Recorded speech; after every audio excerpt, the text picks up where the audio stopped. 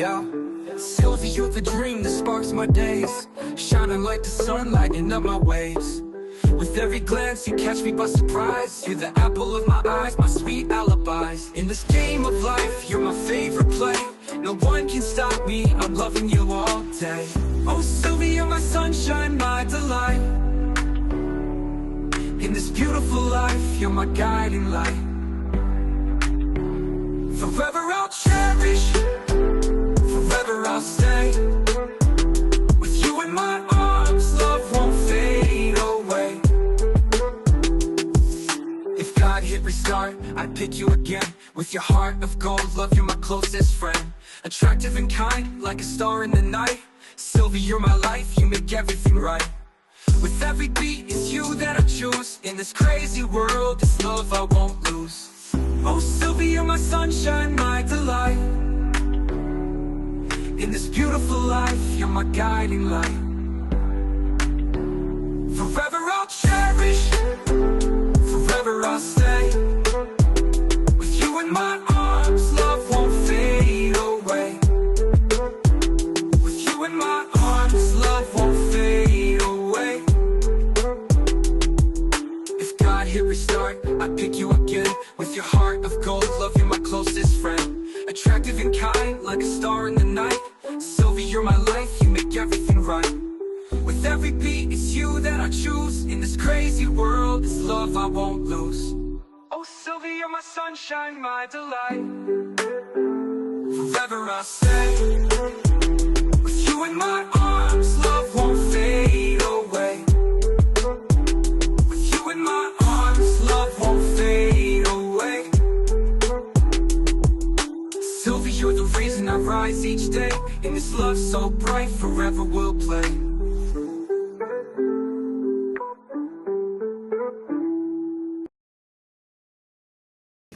Take your time to introduce yourself, and we'll discuss the Los people. Angeles fire when you're done. Hello everybody, I hope you are doing fine. Me again, Sylvie Official TV on YouTube. I say thank you for my return subscribers and thank you for my subscribers in general. So I'm really glad to be here before you again. Today our topic is about the fire in Los Angeles. We'll discuss a little bit further to know what caused that fire and why they did not tell people before, so that people can know such things is going to happen, so that they can have precaution to see what they can do. But we are going to discuss further about it with my friend Nova here. So stay tuned. Let us talk about that fire, and feel free to subscribe, to like the video, and to share. Your support means a lot to me. Hey Nova, let's go. Thank you for sharing. Let's discuss the Los Angeles fire. Yeah, what do you think? What do you think happened to that so that the fire can start? I think the Los Angeles fire was likely caused by a combination of factors, including strong winds, dry vegetation, and human activity, such as arson or accidental ignition from a spark or flame. Do you think someone intentionally started that fire?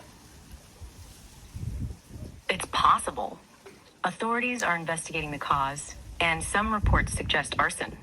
If true, it's concerning, but we should wait for official confirmation before jumping to conclusions. Yeah, and if it's not human who started that fire, what else can start the fire? Besides human activity, lightning, and strong winds, other possible causes include spontaneous combustion of dry vegetation, electrical malfunctions, and hot equipment like chainsaws or lawnmowers. These can ignite dry vegetation and spread quickly. When you talk about wind, can wind start a fire? Can a strong wind start a fire? How? Yes, strong winds can start fires by breaking power lines, sparking electrical equipment, or picking up embers and spreading them to dry vegetation. Wind can also fan flames and spread fires quickly. So it has been happening before in Los Angeles? Oh, this is the first time. Los Angeles has experienced several wildfires before, including the 2018 Woolsey Fire and 2020 Getty Fire. This And recent fire is just one of many in the region's history. okay, Strong winds and if we go back in 2018, what was the cause of that fire? The 2018 Woolsey Fire in Los Angeles and Ventura counties was caused by faulty electrical equipment owned by Southern California Edison. The fire started in Woolsey Canyon and spread rapidly due to strong Santa Ana winds, burning nearly 97,000 acres and destroying over 1,600 structures. Wow. And do you think it could be like, if like what happened in 2018, and the authorities knows that the cause of the fire was because of that?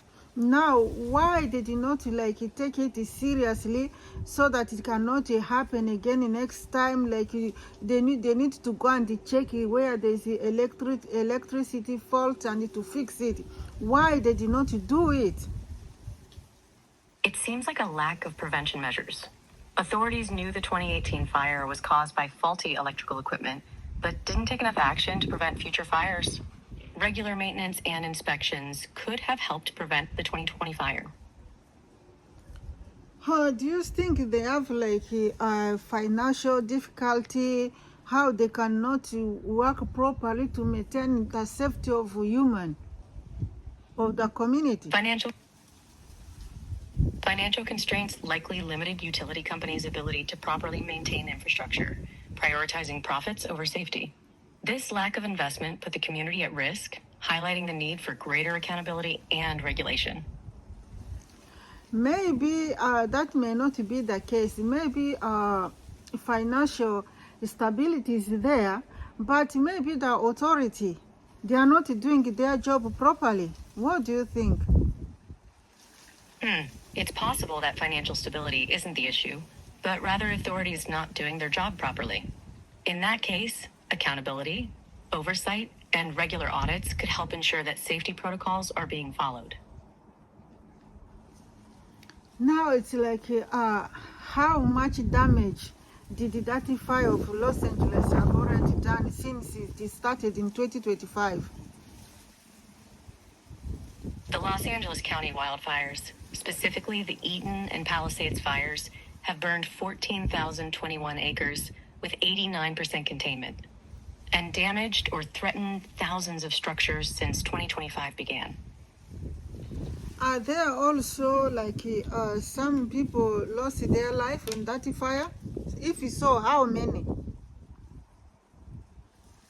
The Los Angeles County wildfires have resulted in a reported 24 to 27 deaths, with 31 people still missing. The number of fatalities is expected to rise as search and rescue efforts continue. So it's the fire stopped or the fire is still continuing? The Palisades fire in Los Angeles is still active, but containment has increased to 89% as of January 23rd, 2025. Evacuation orders have been reduced to resident-only access in some areas, and support staff are distributing supplies to affected residents.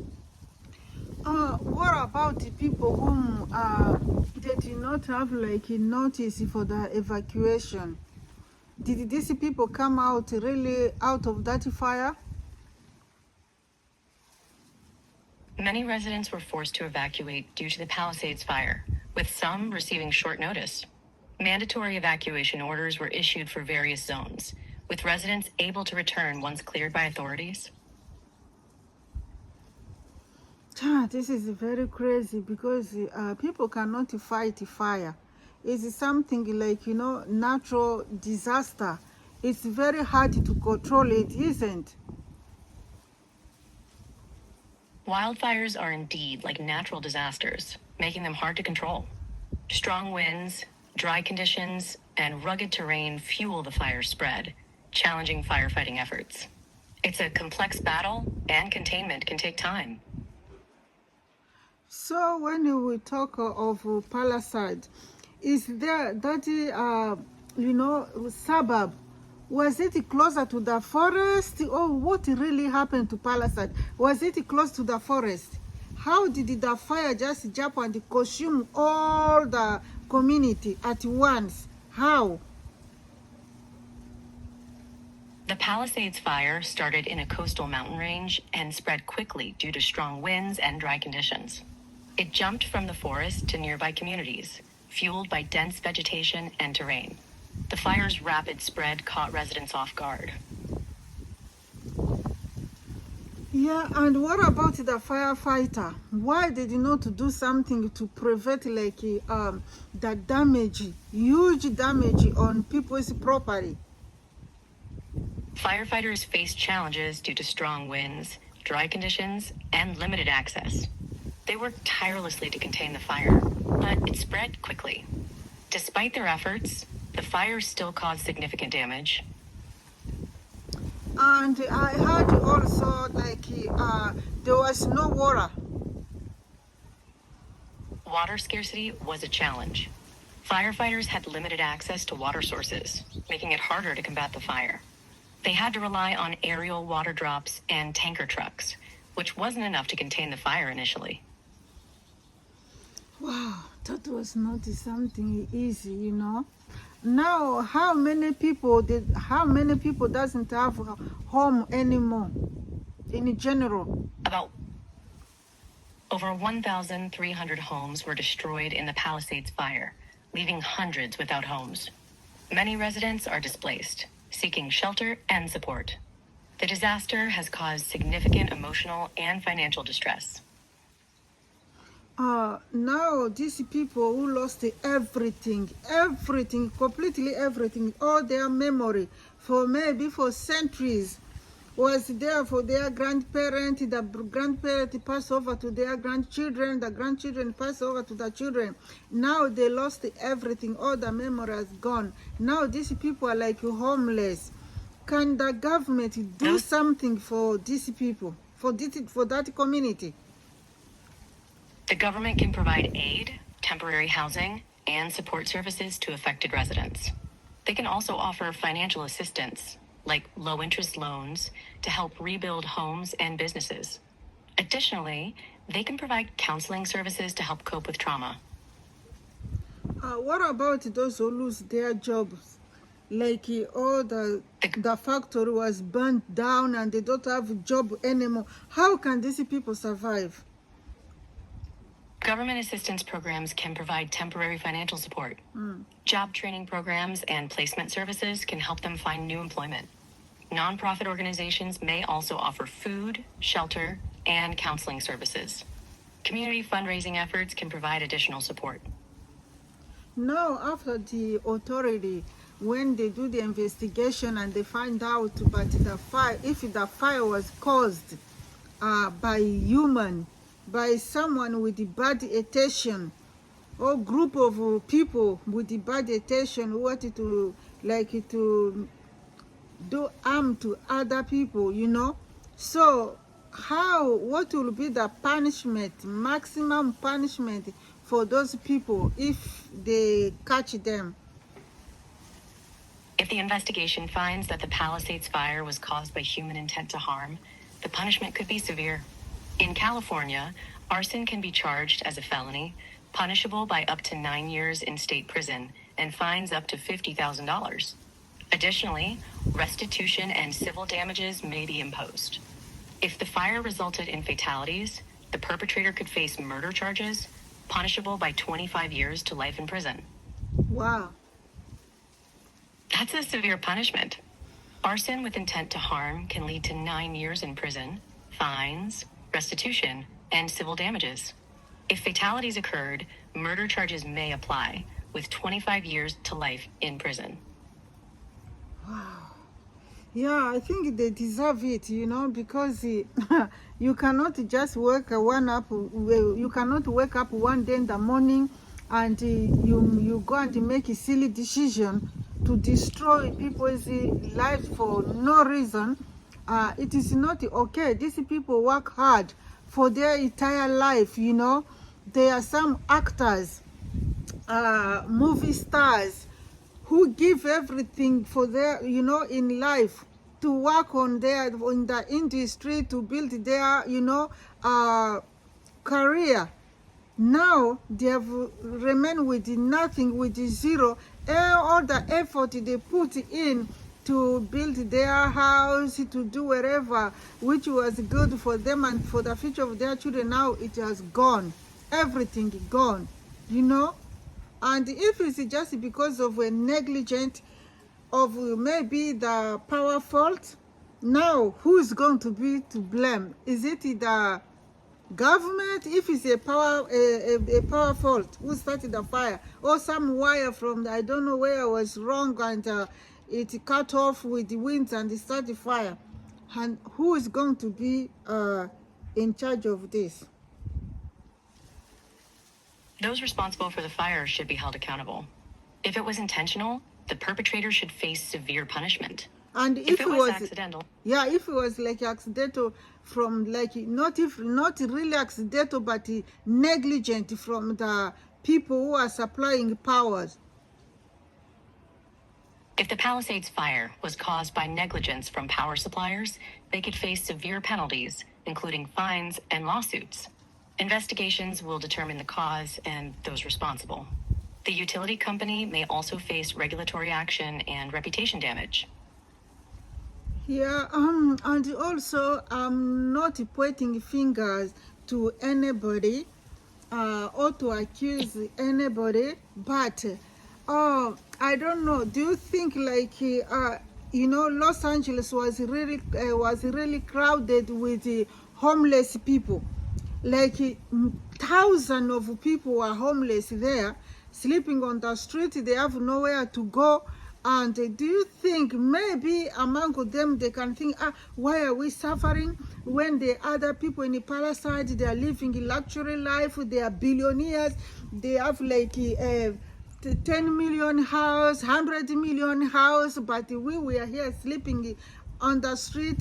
Do you think these people can one day just wake up and say, no, let us also let them face the same thing we are facing as a homeless people, and go there and start a fire? Do you think that could be possible? It's possible that frustration and desperation among homeless people in Los Angeles could lead to destructive actions. However, it's essential to avoid assumptions and await investigation results. Homelessness is a complex issue, and addressing underlying causes like poverty and lack of affordable housing is crucial. There's also a problem here. I don't know. This is just according to me. Like, you know, in this world, there are poor people and there are rich people. If someone is rich, he's richer. And if someone is poor, he's really poor. Now, like, why can rich people, you know, rich people, when I say rich, I mean a very rich people, billionaires. Okay, they can spend money to buy a 1 million, 2 million, even 1 billion apartment, or like, you know, build the houses, but they cannot take like 1 or 2 million out of that house, like out of their money. Like, okay, there are many homeless people. These homeless people, they did not choose to be like homeless. There's some circumstances which come into their lives. Others, they lose their jobs. Others went through divorce and they lost everything. And the others, they stole their money or anything, everything, then they became poor. They cannot get a job. They end up sleeping on the street. Now these billionaires, why can't they just, instead of buying for themselves a house of $20 million, why can't them get like a house of 2 million? Then the remaining of 18 million, they say, okay, we have to buy plots a huge plot around the California there, then let us build the housing for poor people, but which can everyone can have at least 2 bedroom with the child, with the children or without the children, but everybody can have 2 bedroom. And then they can set on their house and they can start looking for some little job working around the place so that they can survive.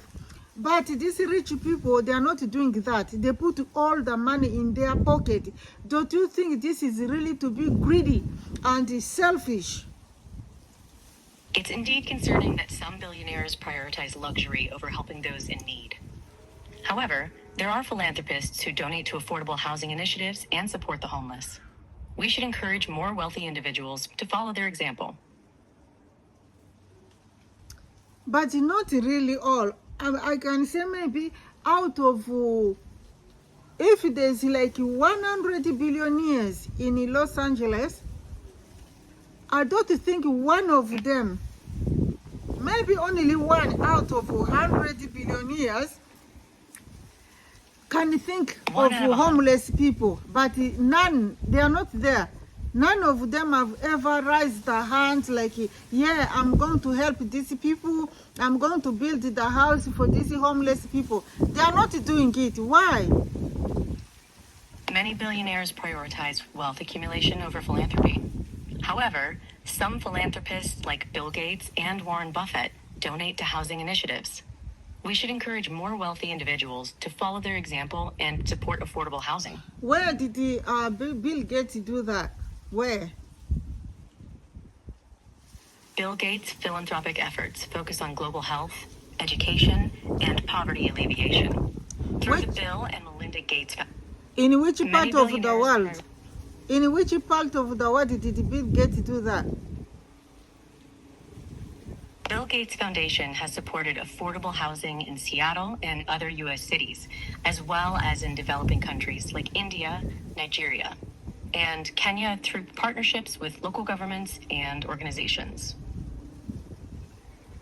Yeah, but that is not enough, you know, because they say, well, charity or good charity start from you, you know, within you and in your area.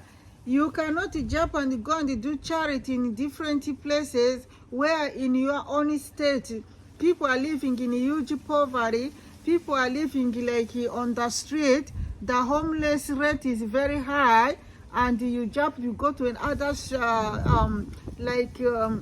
area or country to do the charity. You start the charity at home.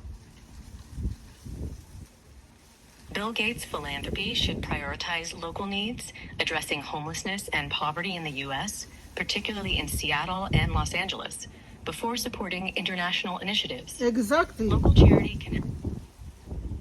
Bill Gates should prioritize local needs, addressing homelessness and poverty in the U.S., particularly in Seattle and Los Angeles. Local charity can have a more direct impact, helping those in dire need in his own community. Okay, apart Bill Gates, because there are so many billionaires in America, apart Bill Gates, who else is a billionaire? Besides Bill Gates, other notable billionaires in the U.S. include Warren Buffett, Jeff Bezos, Mark Zuckerberg, and Elon Musk. They have made their fortunes in tech, e-commerce, and other industries. Some, like Buffett, have pledged to give away a significant portion of their wealth. Really? The U.S. has many billionaires. Some notable ones include Warren Buffett, Jeff Bezos, Mark Zuckerberg, and Elon Musk. They made their fortunes in tech, e-commerce, and other industries. Okay. Some, like Buffett. What about the current president? Is not a billionaire?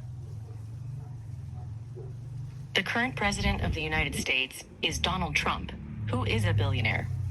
If you're interested in learning more about his presidency or policies, I'd be happy to help. I'm not focusing on his presidency. I'm more focusing about the billionaires who cannot, help others. Instead of helping others, they are just like selfish, they focus on their own than giving some for poor who cannot manage, you know. This is what I'm talking about. The current president is a billionaire, and he is also like in business of real estate, and it could be easy for him like to do something about this crowded homeless people around the city of New York, you know, like to go somewhere and buy a place, like a plot, build some house far away from the city for these people to live in there. Look at New York City, everywhere there's just like homeless people everywhere. And the current president is a billionaire, and he's also in real estate, you know, business. Why can't he do something for his own people? Some billionaires, like those part of Millionaires for Humanity, advocate for wealth taxes to address poverty and inequality. However, others, like current President Donald Trump, have not demonstrated significant philanthropic efforts, despite their wealth and influence. Yeah, this is one of, you know, the cause, because it's not just a original man, he's a businessman, and he's a billionaire. You know, sometimes it's not just good to put your interest before others. You need to put the other people before, and then you put yourself behind, so you can see the suffering of people who are at the front of you, and then you see how you can organize yourself to give a hand to people who are in need. I think in general, American government, they need to to think twice before giving out billions of dollars for no reason, for people who are doing like fighting somewhere around the world, giving them this support of billions of dollars, while back home in America, people are suffering. They need to think twice. America's government should rethink priorities. Instead of funding foreign conflicts, they should address domestic issues like poverty, homelessness, and inequality, ensuring citizens' basic needs are met. It's time to put America's welfare first. Exactly. This is what I'm saying. You know, it is time for America to put, you know, his people first. They need to prioritize like their own people first, instead of wasting this $1 billion in the different country with that country's conflict over there. They need to invest that money on their own people, and America could be very, very, very like, you know, far away developed, because they have money. America is rich, very rich country, but they are using their money to, like, you know, I can say for something which is not necessary. They are using their money in unnecessary things, instead of focusing and using this money to something which is going to be useful for the country. America should prioritize its own people first, investing billions in domestic welfare instead of foreign conflicts. This would help address poverty, homelessness, and inequality, making America a more developed and prosperous country. Yeah, I think that is a good solution, not only for America, and also for others around the world, the leaders, you know, like Europe. Europe is not just like, you know, Europe is not a rich country, not like how it is sound. Europe is not a rich country. If you go to Europe, you'll find a lot of people are suffering, you know, and there's poverty everywhere.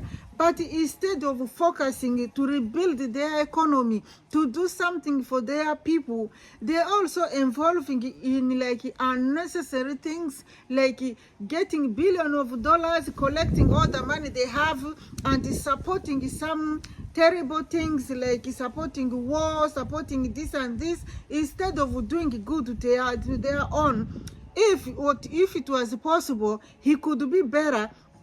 All those all these leaders, the world leaders, I don't know, without exception, even the religion leaders, to come together and sit around the table and talk for the peace of the world, because all this is happening, the fire in Los Angeles, the war around the world, is because of our leaders. They are just focusing on something negative than focusing on something positive for humanity. They need to sit down and talk peace than talking war. Don't you think this could help with the economy of the world and make things better, even to it could prevent that fire burning in Los Angeles? World leaders, including religious ones, should unite and focus on peace, not war. This could boost the global economy and prevent disasters like the Los Angeles fire. Prioritizing peace would make the world a better place for all. Yeah, that's right. And I think the leaders, they need to put that in mind. We are now in 2025. Soon we are going to be in 30. And the conflict will not just keep carrying on like this because of some people, egocentrism, to be ego, doing it just for themselves, not thinking of others. I think this could stop. We are hoping for the better. Like all these leaders, they need to come together and talk peace. It's like now in this world, people choose wrong over good. People choose bad over something which is more important in life. And this needs to stop. When they say peace, let it talk peace. There's a time for everything. And it's not everybody who are going to be involved in one things, and they agree, all of them agree in one thing. For example, if I say, okay, I want to go and fight this country because this country is my enemy, I need your help to come and, financially and, physically support so I can go and fight this person. And the others, they agree. Instead of telling me, no, Sylvie, we cannot let you do that because your people in your country are going to suffer. They are going to suffer. Your population are going to suffer. Your economy is going to collapse, and our economy too is going to collapse. We don't need to be involved into conflict. Let's resolve this problem amicably, so that we can have peace. And this is not what they are doing. Leaders should prioritize peace, not war. They should work together to address global issues like poverty, inequality, and climate change. This will create a more stable and peaceful world for everyone. It's time for a new approach. Yeah, that's true. It is time for a new approach, but sometimes it's very hard, to get these people so that they can use their brain properly and they can think positively, to say, yeah, there's a time for us now to rebuild our economy, to boost our economy, to rebuild our community, to do something good for our people, for our country, and for our neighbors. If there's a problem, so we can participate in peace to solve that problem without causing damage to others. And instead of that, they always choose to do bad things and, hey, we are going to support you. We are going to supply you with this. We want you, this country, to teach that one a lesson. Let him learn a lesson. These people in this world, these leaders, they are the one, for me, I can say that they are the one who's killing this world. They are the one destroying the peace in the world, because they don't have one language. They are just speaking differently. Although they meet, they cannot make a good decision. They always make bad decision. They cannot even learn from the World War I, World War II. Now they want to provoke World War III. And this is not good. They should learn from World War I and World War II to see that our war is not good, because many people suffered, a lot of economy collapses. Now we need to do something better. We are living in the 21st century, so that everybody can benefit from something good, from something positive. And we need someone with the You know, someone with the head, the one the head is really functioning, someone who is a good thinker, someone who's a good listener, someone who's a good decision maker.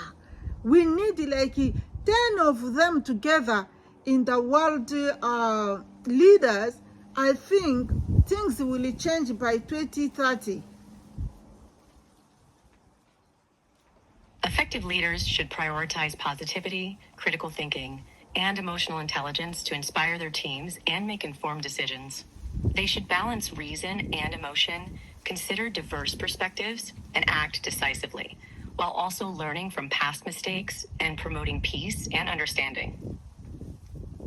Yeah, this is exactly what our leaders need to do, you know. Not only the government, even religious leaders. And now what I can see, the leaders, religious leaders and the government leaders, they are all leading by feelings. They are not leading by love. They are leading the world with the feelings that if I don't feel right with this person, I'm not going to do right for him. They need to stop leading all humanity with their feelings. They need to lead the humanity with their thought, with their intelligence. Like they have to plan something good. They need to throw away their feelings. They need to throw away their, like, you know, fanatism. They need to kick that out of their life. They need to see the number of people who are being affected because of their poor decision. Leaders must lead with intelligence and compassion, not emotions. They need to prioritize humanity's well-being, setting aside personal biases and interests. This requires critical thinking, empathy, and a commitment to the greater good, ensuring decisions benefit all, not just a few. Yes, yes. We started with our main topic was about the Los Angeles fire, but when we involve the leaders, because this is all because of their failure. If the leaders they did not fail to protect the Los Angeles city, Palisade City, today nothing could happen like that. That fire could be prevented from going too far and damaging people's property, people's life, all this kind of thing.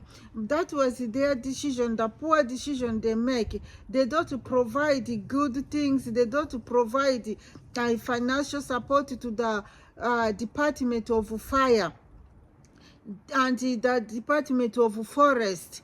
If they can provide like enough, you know, financial support for the Department of Fire and the Department of Forest, people who study the forest, the Department of Meteo, who people study about the climate change, all this kind of thing, they may know that, oh, this fire, this thing is going to happen like this.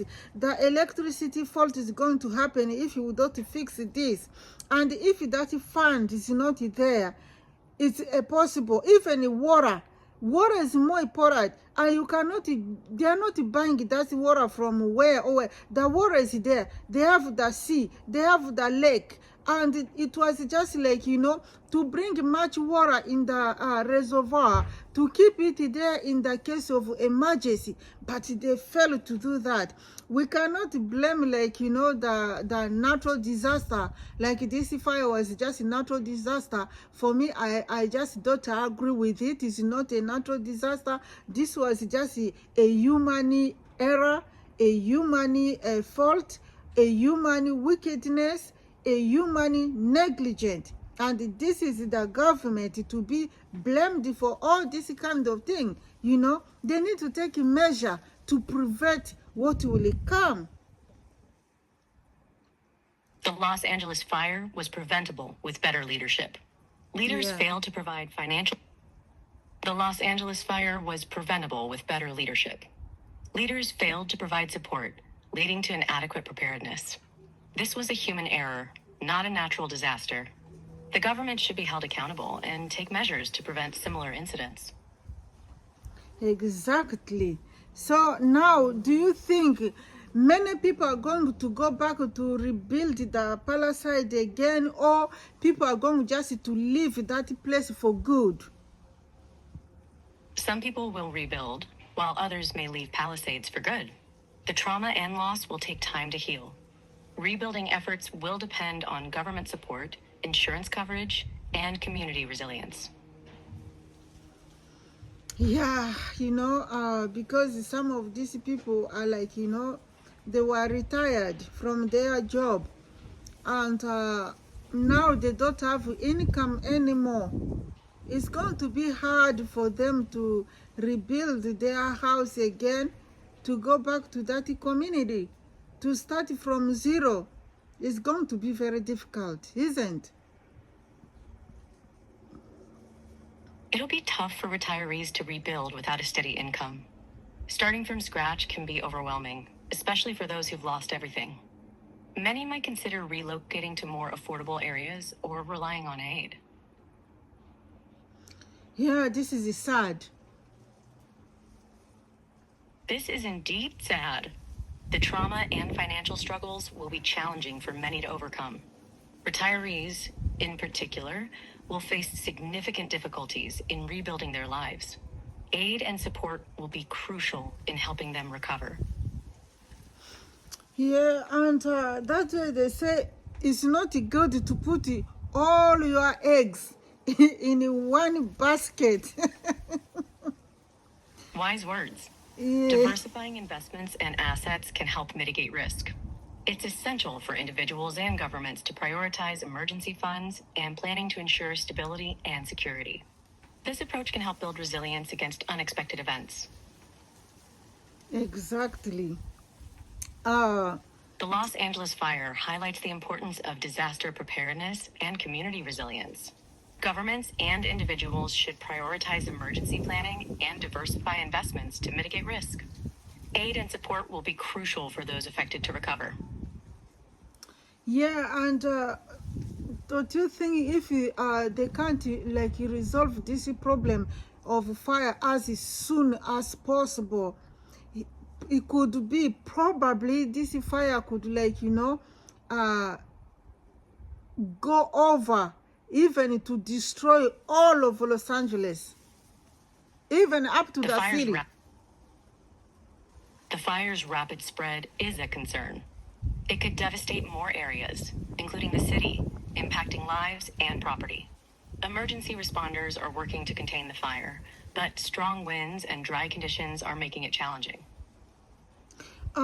Is it Los Angeles, the second biggest city in America? Los Angeles is a major city, but it's not the second largest in the U.S. New York City is the largest, followed by Los Angeles is the second most populous city in California. But Houston, Texas, is the second most populous city in the U.S. Okay, Houston and Texas. Oh. And I can say California is more like an industrial place, isn't? California is on the West Coast. Los Angeles is a major city there. Texas is in the south, with Houston as its largest city. Both states are important economically and culturally. Oh, okay. Yeah, and now, go on. Texas is a southern state with Houston as its largest city. Both California and Texas are important economically and culturally. They're quite different, with California known for its coastlines and tech industry, while Texas is famous for its BBQ and oil rigs.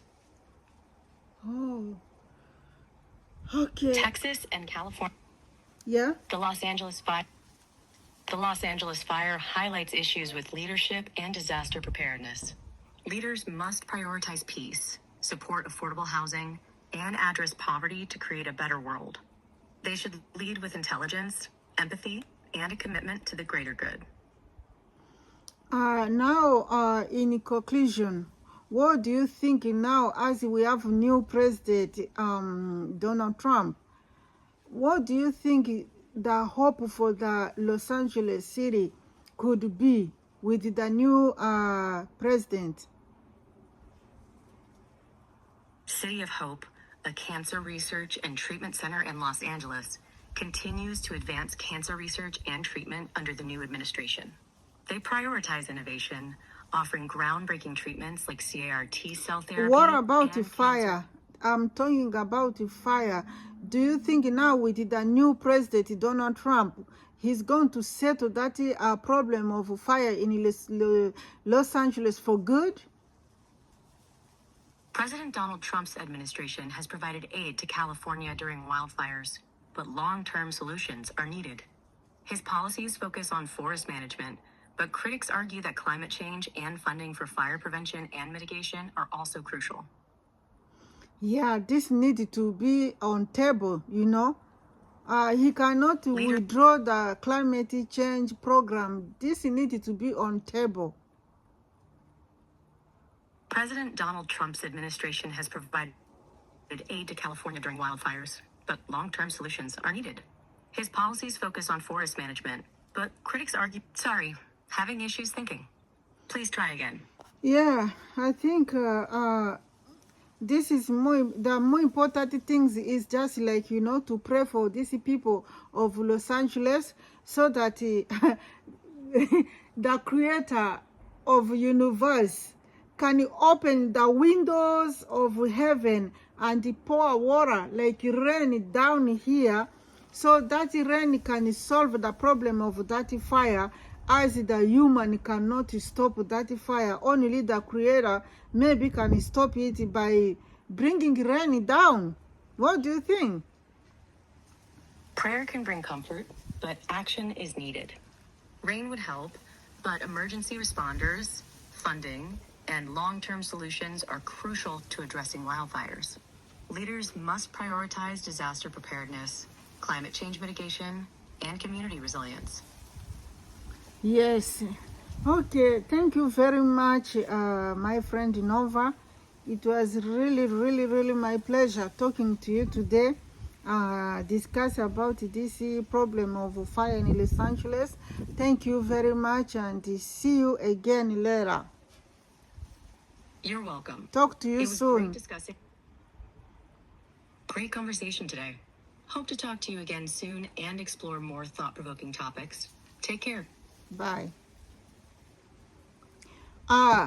Yeah, so this is more important. In conclusion, the government need really to provide funding, you know, to the fire department, and right now people need support from the government. The government need really to support people, because this problem of fire, it has affected a lot of people mentally, mostly mentally. They are not stable at all. Although you see them talking and you see them pretending laughing, but deeper inside they are in pain.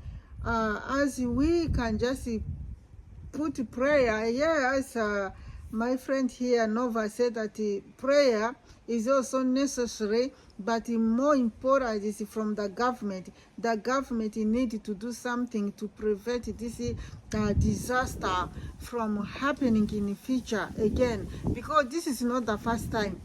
This is the third time that California fire, Los Angeles fire. This is the third time. Now they need to take precaution. They need to be serious to prevent this from, you know, coming again from next to 5 or 6 years to come.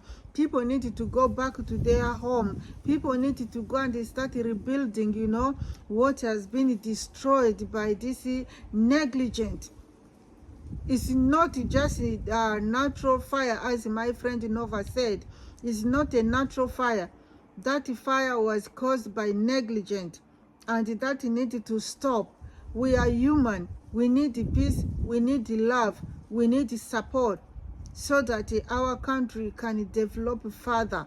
And the government needed to stop spending all the money on the conflict zone, sending billions of dollars to support the people who are killing each other.